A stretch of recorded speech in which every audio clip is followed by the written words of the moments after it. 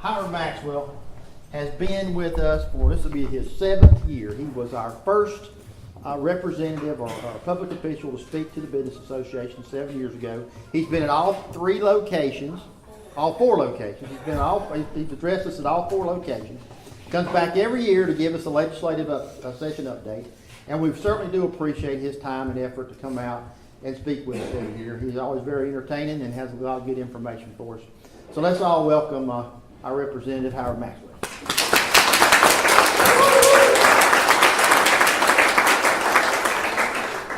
All right.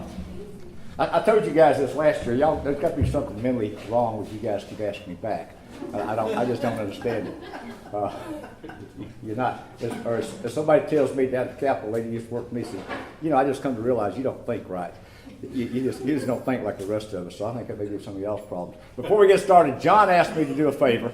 He wants us to stand and do the pledge. Would that be all right? He's got a flag, and he asked us to stand and do the pledge.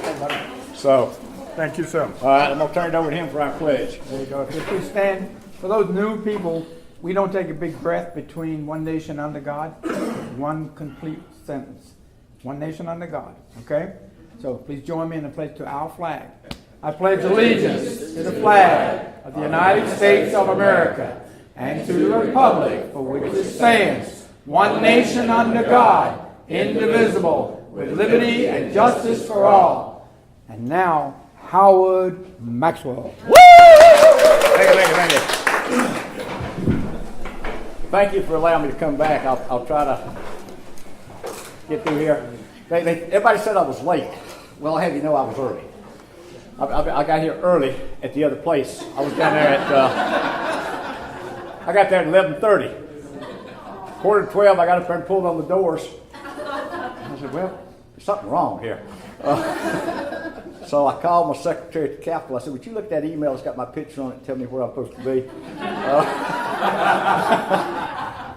And then I had no idea where this place was. She said, it's 855 Douglasville, Hiram Road. So I put it in GPS, took off, and anyway, my GPS started cussing at me, saying, you're going the wrong way, fool. Turn around, fool. Turn around. So I was actually on the phone with her trying to call that place when I come up over the hill here and said, thank you, Julie, I just found it. I'm here. So, but anyway, somebody wanted me to tell y'all a story. I went off on a motorcycle ride a few years ago. Several of us went to Canada. There was 8 of us. And we had no idea where we were going, no time to be there. I mean, we'd rode up the Mississippi River, went across just up the Mississippi River. We'd see a bridge, we'd go across it, we'd come back. At about 4 o'clock, we'd pull over, get our smartphones out, find a hotel, we'd look for a place to stay. But honest to goodness, you got 8 guys, 8 smartphones, 3 sets of maps, and one time we pulled off in the middle of an intersection. 3 GPSs saying go this way, 3 GPSs saying go that way, and 2 maps the guys couldn't read. Note to self, be smarter than the smartphones, okay? And that's hard for me to do. Thank you for allowing me to come back. This has completed my 12th year in the legislature, and it's a joy for me to serve down there. I'll be honest with you, I enjoy it. I thank you for the opportunity. Paulding County has just been very good to me and allowed me to go back. I serve on, I got a new committee 2 years ago. I told y'all about it. I was appointed to chair the, good gracious alive, what am I chair of now? You want me to look it up on my smartphone? Yeah, would you look it up on your smartphone?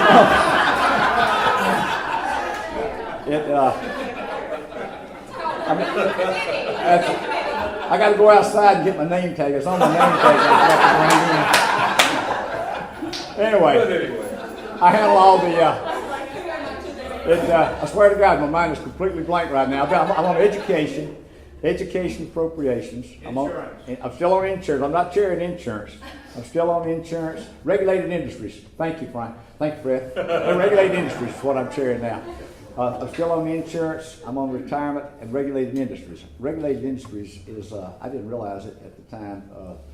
It's a pretty sought after committee. It's probably one of the top 3 popular committees down at the Capitol. People want that committee. I've got a whole other group of friends. I think I told y'all last year. We regulate a lot of the stuff that goes through the Secretary of State's office, contractors, just anything that has a licensing pretty much going through the Secretary of State. But the fun jobs is all the beer, wine, distilleries, the tattoo parlors. Haven't had some of the field trips that some of my committee members want us to have. But you would not believe the interest in alcohol in our state.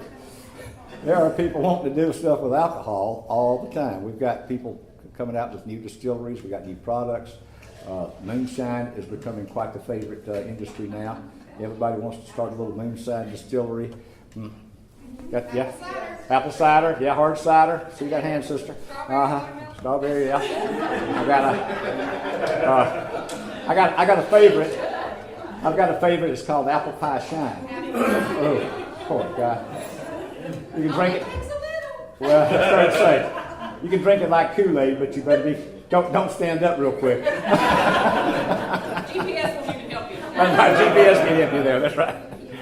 But anyway, I've had a lot of fun with that committee. My committee and I, we really having a lot of fun there. But that's a tough issue. You know, we've got a 3-tier system in Georgia.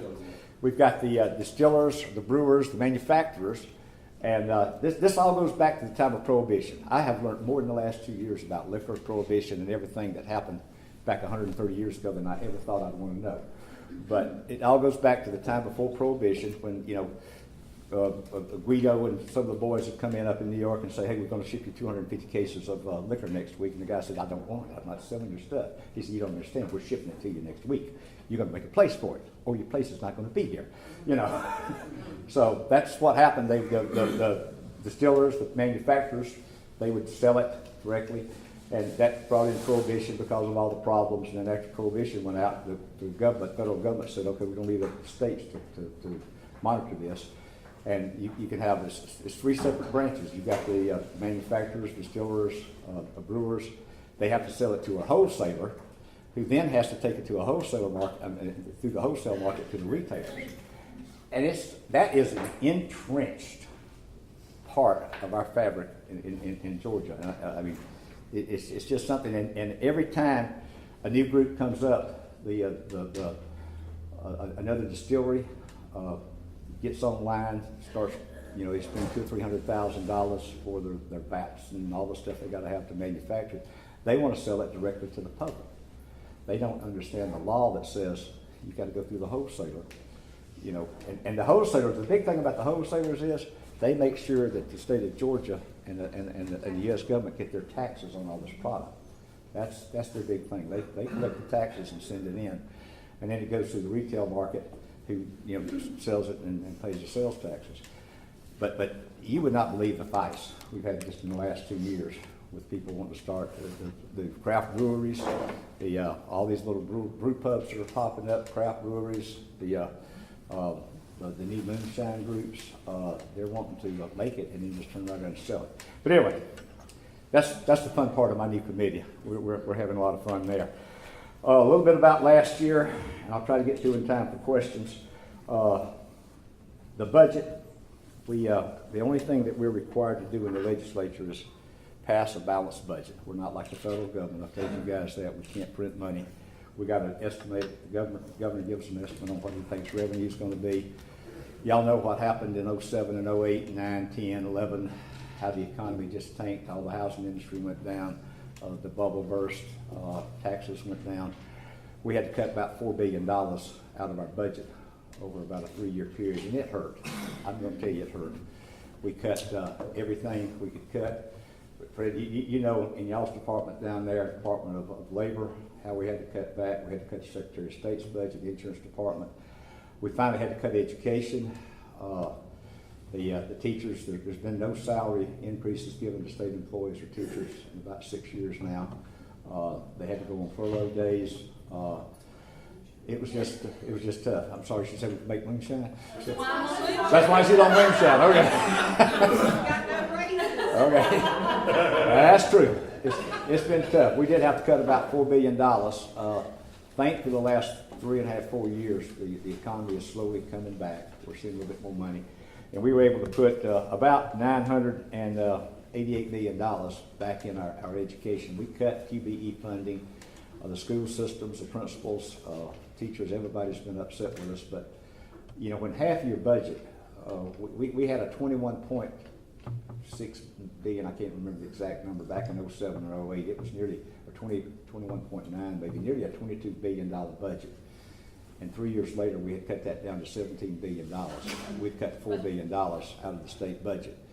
And when half of your money goes to education, half of it goes to the K-12, the school systems, that goes to salaries and everything, you can't cut $4 billion out of the budget without touching on that. We had to cut the QBE funding formula. They had to go on, like I said, the furlough days. Class sizes went up. We've been through working trying to get class sizes lowered because we know the kids can learn better when there's fewer kids in the class. The teachers can do better teaching a smaller group. It was just tough on everybody. But we're starting to see it go back up. In Paulding County, I talked to our CFO the other day. They've seen in the 15 budget this year for Paulding County, we've got about a 30% decline in the austerity reductions. That's what we called it when we started cutting back, austerity reductions. They got about $5.8 million increase this year in state funding. Then we got an equalization grant formula. We've got what they call high wealth counties, low wealth counties. Believe it or not, Paulding County is considered a high wealth county. But you go down into some of these areas, Tallahassee County, I don't remember all the little counties down in South Georgia, Fred, you've probably been all over those areas where they've got nothing but pine trees and a few roads and no economic source of income down there. We have to take money from the Gwinnett's, the Pauldings, the Cobbs, the other counties. We try to equalize it through a funding formula so that they're going to get enough money to properly educate their kids. But we were able to do some tweaking on that a few years ago. Paulding gets back now about this year $32.7 million back in our Paulding County school system.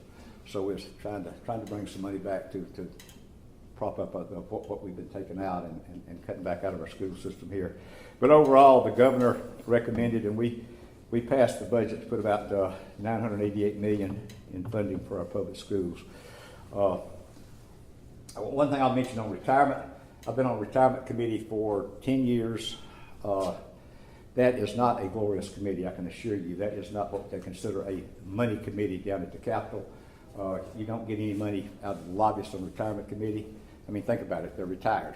They're not, and it's against the law for the people that work through them, the people that do all the investing and all that stuff. It's against the law for them to give us any lobbyist gifts anyway. But we have I was chairman of the retirement committee for 6 years, I believe.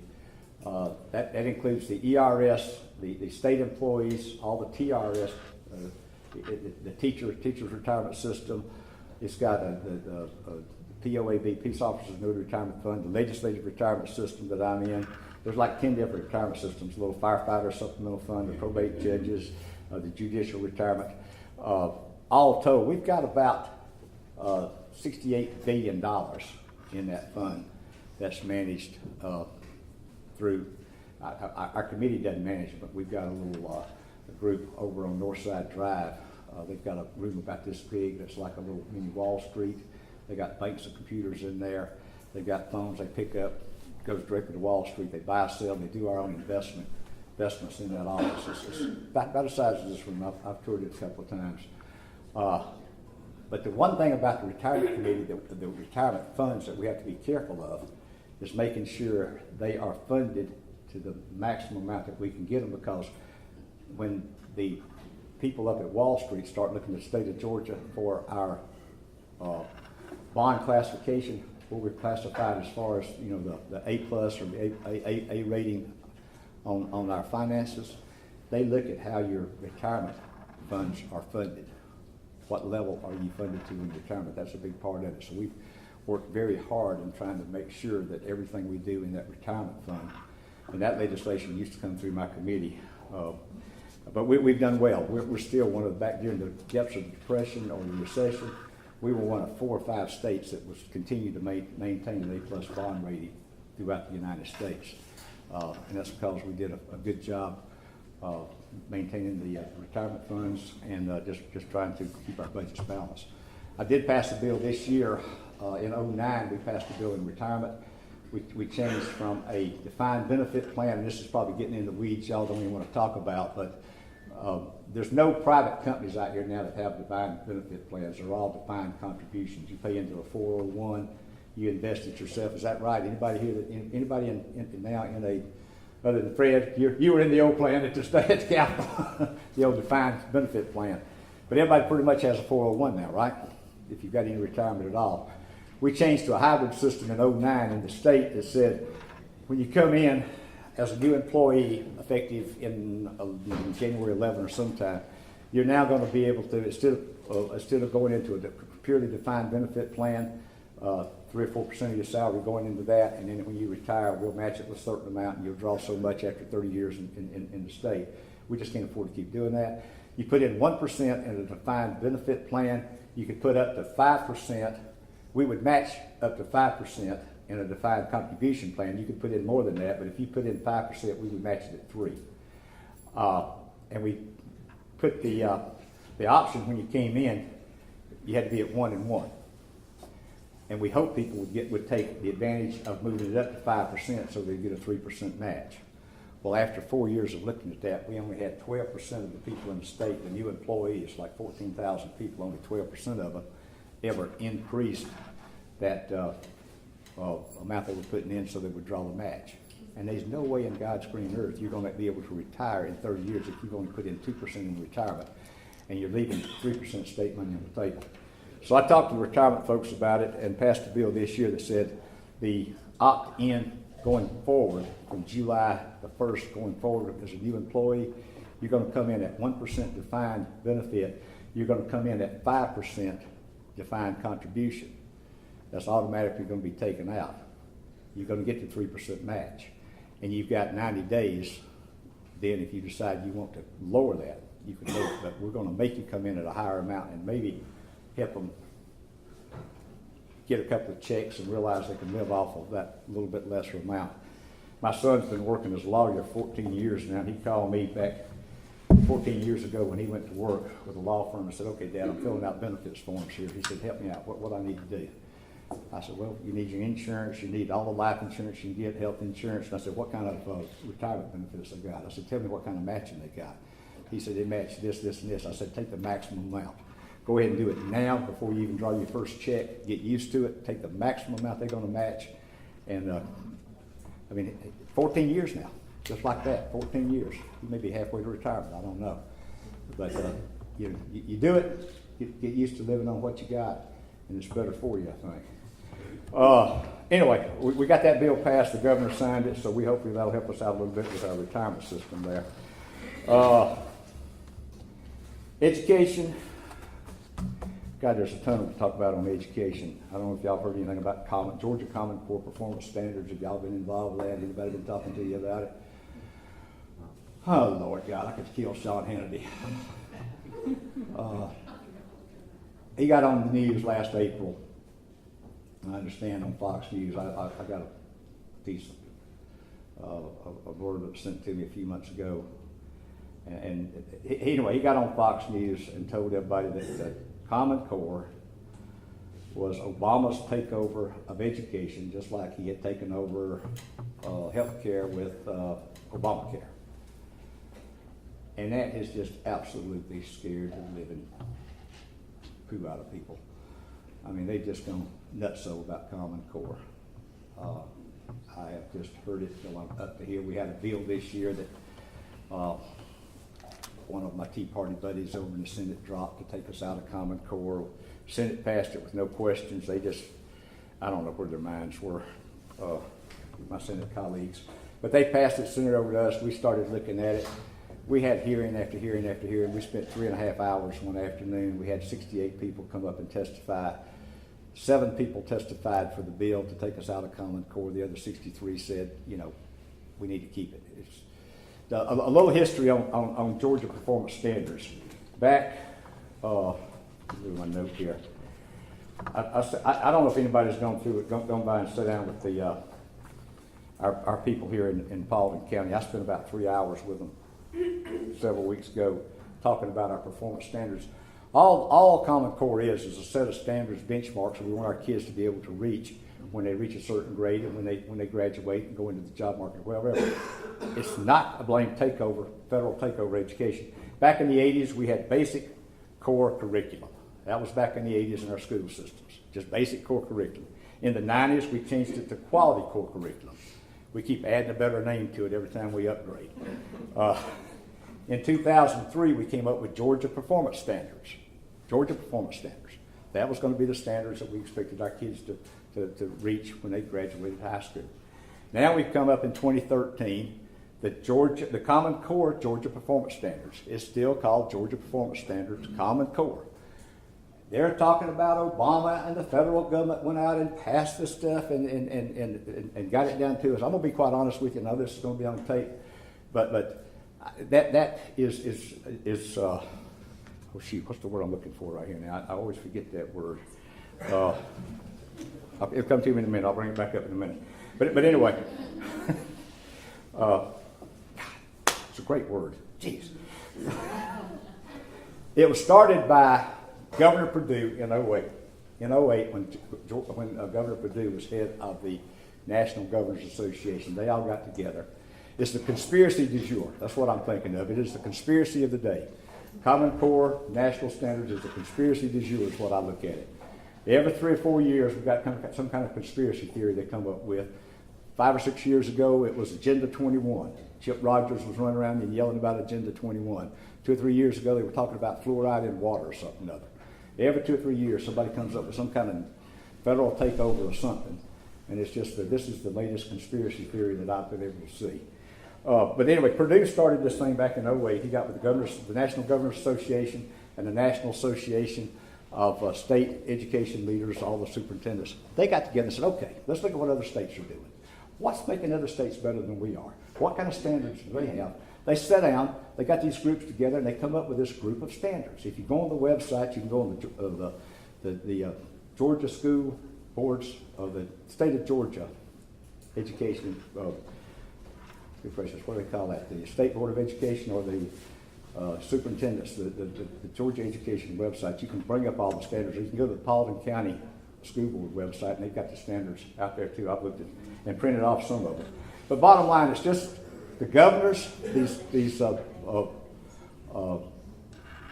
superintendents of various states and different organizations got together and tried to see what was working best in the states that were having good luck or good success with their students, and said, okay, why don't we just use this nationwide? We got people transferring into Georgia from Texas, Alabama, Wisconsin, Colorado, everywhere. They need to come into Georgia and let us be teaching them the same thing up to the same standards that they were had in the state they were coming from, especially these military families. Military families would transfer in. They might have to repeat a course they'd already had somewhere else, or they'd come in here, the course that they had out there we didn't take.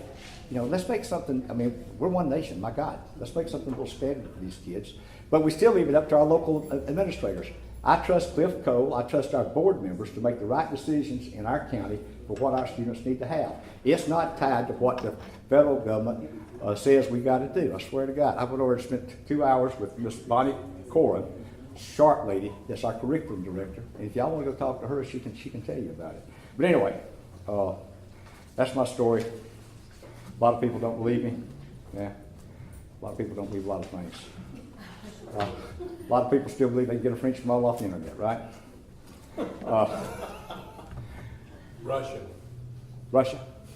No. The last one I did was off the internet, I thought, the French model. Isn't that what they say? A couple of things on insurance. We had about 34 bills come through the insurance committee this year.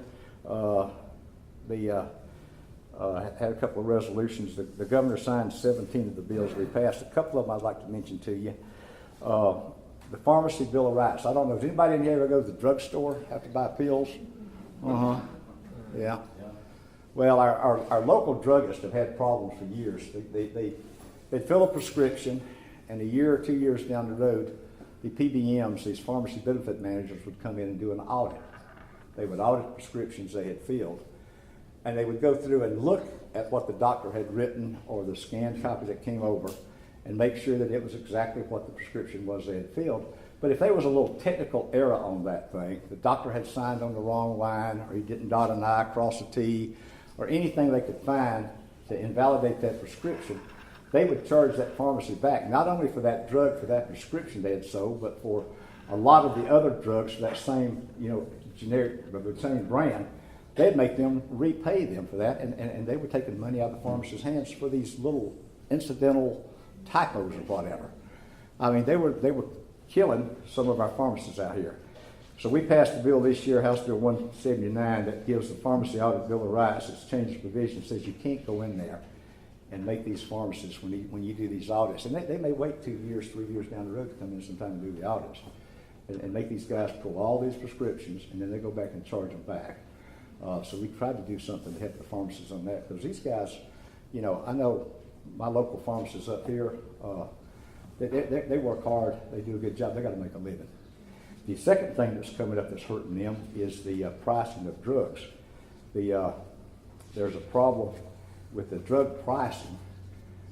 If the price of the drug goes down, the PBMs or whoever prices these drugs, they'll send the thing out immediately to the pharmacist and say, you got to drop your price on that drug.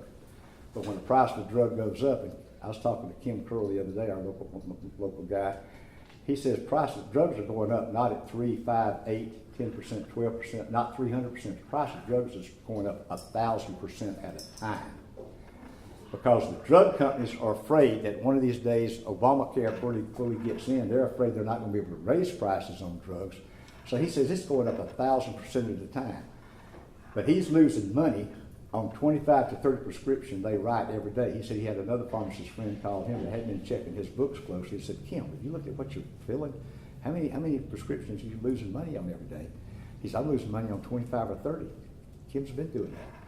Because when they raise the price of a drug, they don't raise what he's able, they'll raise his cost, but they don't raise what he's able to sell it for another year or so. They may wait 12, 18 months before they give him the authority to raise the price. If he hadn't got a supply of 2,000 drugs already bought in at a lower cost, they don't raise that, don't allow him to raise the price. We had a bill drop this year to try to stop that, and as some of my buddies said, I don't know where that thing got caught up. It got caught up in some kind of group, lobbyist or whatever. But we're going to have to go back and try to work that.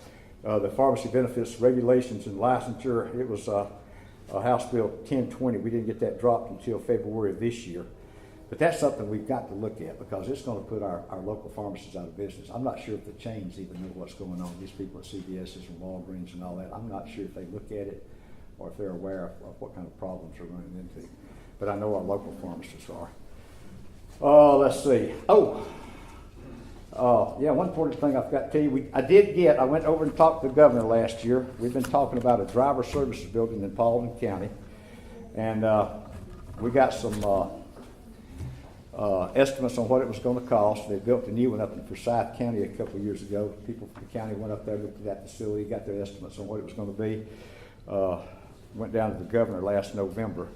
Instead of taking the whole delegation down, I called him and set up a meeting and said, Governor, we need a driver's license facility in Paulding County. We're the largest county in the state that doesn't have our own driver's license facility. And I said, I just went 2 weeks ago up to Polk County, got my license. It took me 3 hours up there. And half of the computers was down when I got there. Had to wait in line. And I said, I guarantee you this. If you give us $1.2 million to build that driver's license facility we need in Paulding County, I guarantee you it's going to look better than 2 double wides up in Polk County. We will make sure it'll be a better facility. So he talked to his folks while I was sitting there, and he told me he'd get that in the budget. And I talked to my friend Terry England, that's head of the appropriations in the House. I talked to Jack Hill, head of appropriations in the Senate, and told him the government's putting it in the budget. Don't mess with it. Y'all don't mess with it. Leave it alone. We need that. So they left it alone, and the governor signed that budget. He signed it April the 28th, the 2015 budget. So that money's in there. I don't know what happened. I asked for 1.2. He gave me 1.19 million. So somebody skimmed $10,000 off the top somewhere down there. But anyway, it'll be enough for us to build our facility out here, which is what we're after. And it's going to be built up by the courthouse. My understanding on if you're facing the courthouse, it's going to be on the left side down there. And it'll be a while getting done. They got to do all the, you builders know whatever you got to do. You got to do the design, architect renderings, and figure out elevations and whatever it's going to take down there. But anyway, we'll be getting that in there pretty soon. All right, I got about 6 minutes before y'all got to get out of here. I'm going to stop and try to answer any questions, or I can tell you some more stories. How's the funding for the Georgia Park transportation stand? Are they understanding that they hurt the funding on these road projects? Well, you know, their the price of fuel, the governor will adjust the fuel tax. I think we do that twice a year, January and July, based on what the cost of fuel is. He can adjust the tax up or down a little bit. I haven't heard of any problems. I think it's still coming in pretty good. We still get some, you know, all that money goes up, and we get our local tax on fuel. I know the county's been able to draw down a pretty good bit and finish up a couple of jobs out here. I was real proud of the work they did on the East Hiram Parkway and that Stilesboro Road to Seven Hills extension they did out there. I tell you what, if we could keep the federal government, particularly, out of our road projects, we could get the things done. If they just send us the money and leave us, pardon me, the hell alone, we could get it done, because, you know, but the EPA, the EPD drives us absolutely nuts.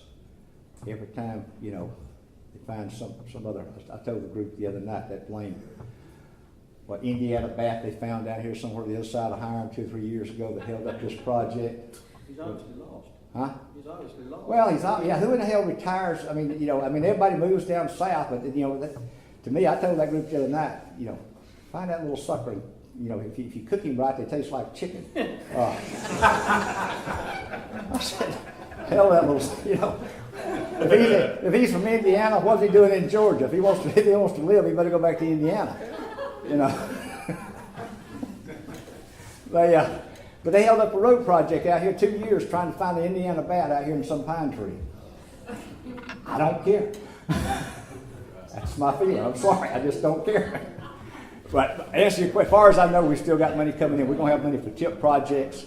The county will be able to draw down some funds, hopefully to finish up some stuff. I know we did the bond, I think, in the county to go through and try to some of these subdivisions that went belly up. We've got to go in and do a lot of road surfacing in those subdivisions where they didn't put the final coat down. They just put the base coat, and that stuff's wearing out in a lot of these subdivisions. The county's had to take over. As far as I know, we've got. Now, we did pass a bill a couple of years ago dealing with transportation. You know, in the past, the 13 congressional districts, the transportation money that came down from Washington was divided equally by these 13 congressional districts. And that's why you've got all these places down in South Georgia and some places where there's nothing but pine trees and beautiful 4-lane highways and nobody owned them because the money had to go to those areas and build roads. We passed a bill a couple of years ago that was able to take that funding and not just divide it up by the congressional districts, but take it to the areas that needed real transportation, you know, the infrastructure improvements, like out here at 285 and I-20. My God, when I'm heading to Atlanta that way, I just pray, Lord, let me get past 285 and I-20. Once I can get past there, I can cruise on in. But just making that cut there, you don't know what's going to happen. You may be backed up to Lee Road some morning. But we did change tweak some laws on that, so we can do a little bit better job of getting that money reallocated. Yes, sir. Well, you touched on schooling regarding the kids in the school and how they're performing and how their schooling grades different from one county to other county because of the level of education here. Some areas is better than the level of education. Some areas is, you know, a little bit need to work on. What is the we are in Cook County, Accord, compared that one to Paulding County. So is there any differential between these two states or two counties? Or? There is a lot of difference between counties. You know, each county, it depends, I think, on the people, the teachers you've got in each county. I know we average spending out here probably $6,000 to $7,000 per student in our schools. There's some down in Atlanta, the city of Atlanta used to spend like $12,000 per student on what we spent down there, and I'd put our kids up against them any time. I think it all goes back to leadership in our school systems. I think Cobb and Paulding both have great leadership. I think we've got good board members. We've got good superintendents. We've got people that really care about the children. They'll do a lot. These teachers go out here and just do a lot. I was in a meeting the other night making a presentation down in junior ROTC, the principal, assistant principal, and 2 or 3 people there, and I'm thinking, that's just one club event they're coming to. They have to go to every one of these things every night probably. I mean, this one started at 7 o'clock at night, or I'm sorry, 6 o'clock, they get through to 8 o'clock. They're not getting paid any extra for that. These people just go and do that because they love the kids and they want to be there and see them get recognized. There is a difference between counties, though. There really are, and I don't know, it may be the education level of, there's a difference in Paulding County between our schools. You've got some schools in our county where the parents are really actively involved, where they work with their kids, they know what's going on in the school, and you've got some areas where the parents just don't give a rip. They don't show up. I was on the school board 13 and a half years before I got in the legislature, and I told people, when I was on the school board, and I've told people afterwards, the schools is going to be as good as the parents. I mean, it all boils down to parents. If you got rotten, sorry parents, kids are going to be, they're just going to have problems. But if you got parents that are involved, and I've told people this since I was on the school board, if you're as involved with your child when they walk across that graduation stage to get that diploma, if you're as involved that 12th year as you were when you dropped them off at kindergarten or first grade, and you've stayed involved every year, your kid's going to be all right. They're going to be great in public school. But if you drop them off the front door in kindergarten and don't show up again to pick them up to graduation, you have no dang idea what's going on in the school. Those kids are going to have problems, and you're going to be problems. I swear to goodness, we had people when I was on the school board, the kids would start pitching, but they'd have discipline problems, whatever. We'd call the daddy. You got to come up here and talk to us about your kid. He's just a little hellion, a little hell raiser. We're going to throw him out of school. He wouldn't show up. He'd say, when he's in the classroom, when he's at your school, he's your problem. He's not my problem. Now that's the kind of daddy I want to go out and just take a 2x4 and just break him. Just beat that crap out of him. If you're not going to raise your damn kids, don't have them. I mean, and I've told parents that about insurance. Parents that come in to buy insurance. I'm not going to buy insurance for my 16-year-old. When he gets ready, he can buy his own car and buy his own insurance. I said, why in the hell did you have kids? If you're not going to raise them and teach them to drive, why did you even have them? That's stupid. Kid can't go out here and buy his own car and own insurance and then learn how to drive. And I've just run people out of my office. I go, if you're that stupid, I don't want your insurance. But, stupid. Well, that's one of our sayings on my motorcycle ride a few years ago. You can't fix stupid. That was our mantra for our motorcycle ride. We went to Canada with 8 of us. You had 8 guys and you just couldn't fix stupid. That was our saying. You're right. But I'm sorry if I didn't answer your question, but it boils down to parents. Sure does.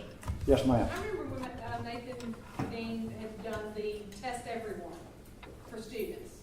And that's why Georgia was so low, because he tested all students. All of our K-12 students were tested versus other states who only test the top 3 or 4. Well, and that's in the SAT. Now, we have nothing. We got some states that you're absolutely correct. That's why we perform so low in the SAT every year.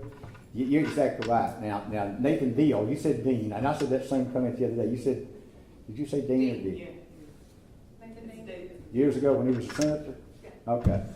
I got to make a presentation Saturday, and I told somebody I was going to make a presentation with Nathan Dean, the governor, and they said, who?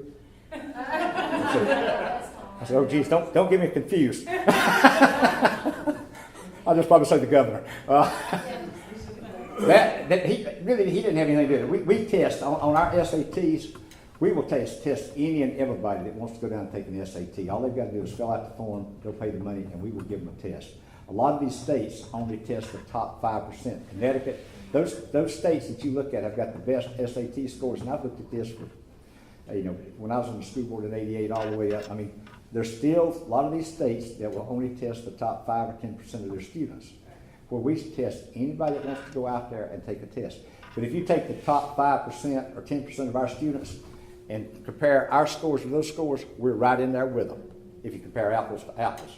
But if you take our whole list of everybody that wants to take it, I mean, somebody that's never taken an AP course or an honors course or, you know, barely getting by in basic English or whatever, and they take the SAT, they're not gonna do as good as our top students. But we have always, It's a hard defense. it is, it is, but we've just always in the state of Georgia said, we're not gonna hold some kid back and tell them they can't take an SAT or a ACT. You know, I tell kids, if you don't do good on the SAT, go take the ACT. That's another good test, and they test a little bit differently. But you're exactly right.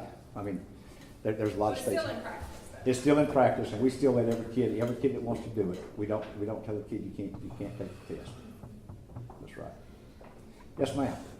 In regards to insurance, is the state looking into anything with Obamacare or alternatives or how to help people in the summer? Well, Insurance, Obamacare is kicking out. They're kicking. I'm turned down because of pre-existing conditions. are you kidding me? No. That's what he said he was going to cover. Exactly. What's the deal? I do not have insurance because I have a pre-existing condition and I am not eligible. That was his whole premise of having Obamacare, that pre-existing conditions could not be covered. But I have no idea. We are not looking at anything. We passed a bill this year to limit how much state money we put into setting up the exchanges. Exchanges are supposed to be set up privately. We're not going to set up state exchanges to support the Obamacare program. So we passed a bill this year saying we wouldn't do that. We said we don't want the our other Georgia agencies setting up exchanges as a private entity. I did talk to somebody yesterday that signed up for Obamacare, and they got their first bill and not going to pay for it because of the I don't know the way the bill came out or something. But they're not going to buy it. They signed up for it. I'm anxious to see out of what 316,000 people in the state signed up for it, something like that, wasn't it? Yeah, but see how many actually. How many actually pay for it? Yeah, yeah. They claim that 80% have paid. How many 80% have paid? That's what they claim. Is that right? Well, they can say that because of the subsidies. And the subsidy kicks in, you can set it up so that your subsidy will pay the first portion and you won't receive a bill until your subsidy runs out. So it may not run out until October, Looks like it's December. Okay, so That way, our tax dollars are paying it for them for 5 or 6 months then. Good God. Okay, we're not looking at anything on that. We are looking at the state health benefit plan. There was a big hue and cry this year when the state changed from United Healthcare to Blue Cross and Blue Shield through the state plans. Same thing happened 12 years ago when I first got elected. They had just changed from Blue Cross to United Healthcare. Blue Cross sued. They went through the same little dog and pony show 12 years ago. This year it went back to Blue Cross, and now they're suing the same thing. But next year, the governor said he's going to make sure we've got 2 or 3 alternatives for health care, not just that one company. So he's making the Department of Community Affairs go out and look at a couple other things. That's for state employees. That's just state employees that hunt. Nothing for private pay out here. But you need to be calling somebody and raising hell about that if they turn you down for pre-existing conditions. That was the whole premise I understood of having it, so you could get it. Understanding is, they can put you off 6 months on pre-existing. Oh, they can put you off 6 months? 6 months, they won't pay anything for it, because my daughter's going through it. She did not make the deadline to sign up, and what they're doing is just almost criminal. You can't go on the internet and say, I want to buy a policy with United Healthcare. You have to give them your name, address, and telephone number, and you'll have about 50 agents calling you. Okay. every day. Everybody in the world calls you trying to sell it. Somebody needs to regulate it in the state. This is crazy. I mean, this Well, is free-for-all. it is free for all. Yeah, if somebody doesn't know what's going on, they're allowed. Adam, we'll finish up here, y'all. I know y'all got to get out here and go to work. Right. Oh, no, keep talking. Hey, I got all day. I got all day, baby. We're learning a lot. I just want to go back to education for a minute. And I'll try to make this brief. A lot of people don't know, I have 7 children, okay? Bless you. Bless Yeah. 5 of them which are in Paulding County schools right now, okay? I also have a mother that's been a teacher for 34 years, right? And one of the things she's told me over the years is that she's seen a consistent decline in the things that teachers can do to teach children, okay? Because of all the bureaucracy in the schools. One thing that's been added recently for people is the option to not just homeschool your children, but also they can go to school online with the K-12 program, okay, which I'm sure you're familiar with. Virtual school. Right. Last year we took our children out of school and we put them on the K-12 program. And they did it for a whole year, okay? We went back into Paulding County schools this year just to kind of see where our kids stood. My 8th grader is doing 11th grade math, okay? So that tells me there's a problem. Now, my 8th grader can't go to his teacher and say, hey, I want to go over to South Paulding High School and take a math class, because the way his system's set up, he can't do that. He doesn't have that ability. So my question is, we fund and we fund and we fund and we put money into education, and it takes probably over half of our budget. Okay, I know in the county it gets 70% of our budget.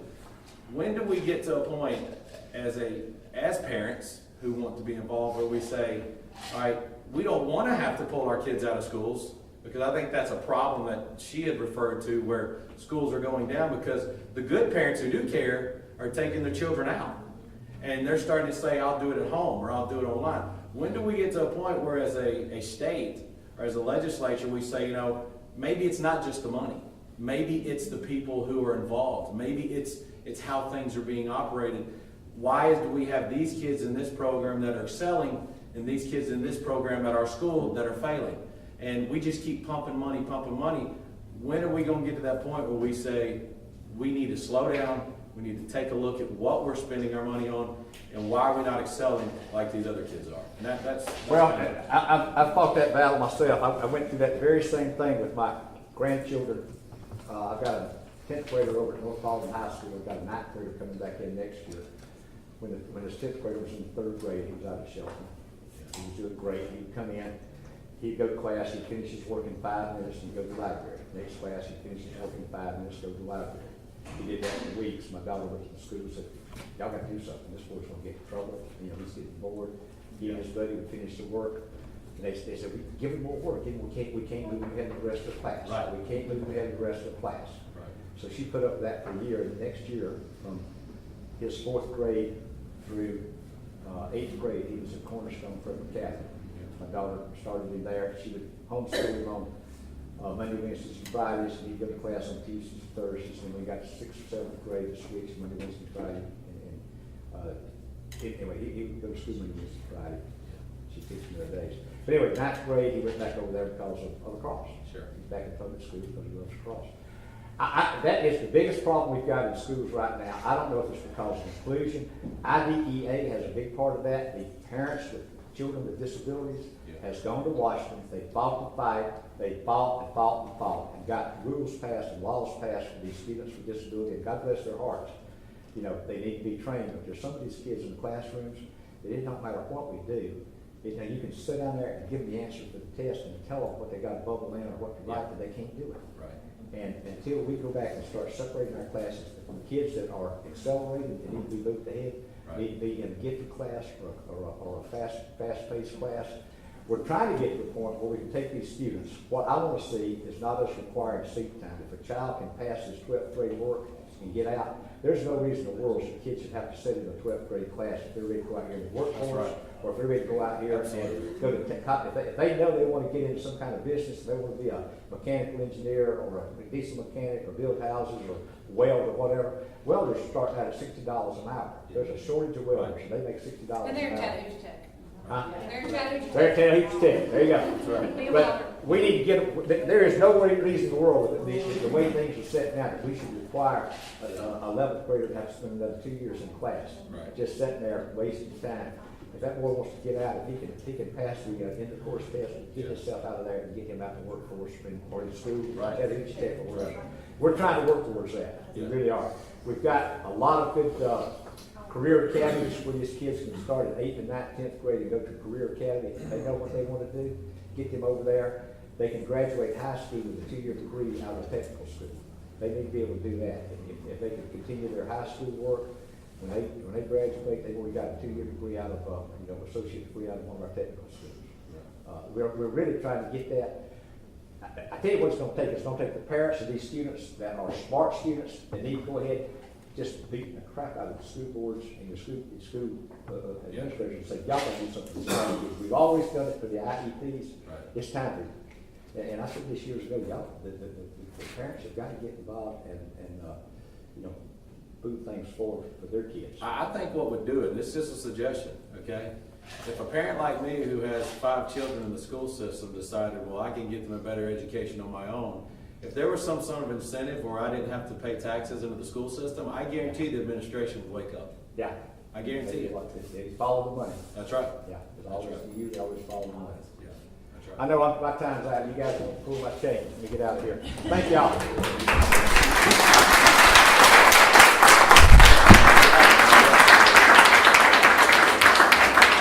We got a couple of things to draw for. One is a side ad for Paulding.com. If you'll get with Tubby, he'll set that up. All right, I'm going to wallow this around. I'm wallowing the numbers around. I'm wallowing them. You got the number off this one. This one will be,